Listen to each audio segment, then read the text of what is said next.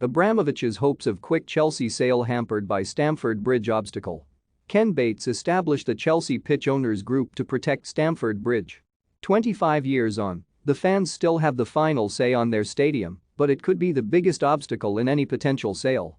Former Chelsea chairman Bates established the CPO in 1997 at a time when the Stamford Bridge site was worth far more than the club, and property developers were desperate to get their hands on it. They had nearly done so previously, and Bates was determined never to let it happen again, while the CPO were given the freehold, turnstiles and the pitch before they granted a 199-year lease back to the club in exchange for peppercorn rent. It meant the CPO group had the final say when Roman Abramovich tried to buy back the freehold in 2012 as part of his plans for a new stadium. Have your say. Will you be sad to see Abramovich go? Let us know in the comments section. Chelsea owner Abramovich looked at expanding the 42,000 capacity stadium or moving elsewhere, including ambitious plans at Battersea Power Station, and needed their cooperation. This was not an ugly fans versus distant owner dispute. Chelsea fans respect Abramovich but still remained nervous about what would happen if, one day, he sold up. Now that day might be on the horizon, and the CPO scheme and their decision not to sell their stake looks a very shrewd one. Abramovich had to put his stadium plans on hold, even though the wisdom in football suggests that you need a bigger stadium than 42,000 to compete with the likes of Manchester United on a self-sustaining model.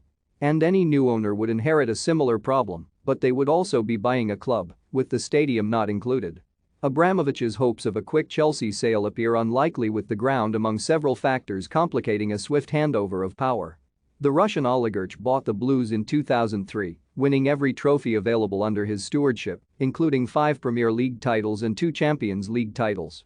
But his association with one of England's largest clubs has been scrutinized in the wake of compatriot Vladimir Putin's invasion of Ukraine last week. Putin has ties with Abramovich, and European Parliament President Roberta Metsola declared he and his fellow oligarchs should not be able to hide behind a veneer of respectability by owning sports clubs and other foreign assets. Hans-Jörg Wyss, a Swiss billionaire, is said to be one of the parties in the mix to buy the current Champions League holders and claimed Abramovich is looking for a quick sale due to concerns over potential sanctions. Wyss told Blick, like all other oligarchs, he is also in a panic. Abramovich is trying to sell all his villas in England. He also wants to get rid of Chelsea quickly. I and 3 other people received an offer on Tuesday to buy Chelsea from Abramovich.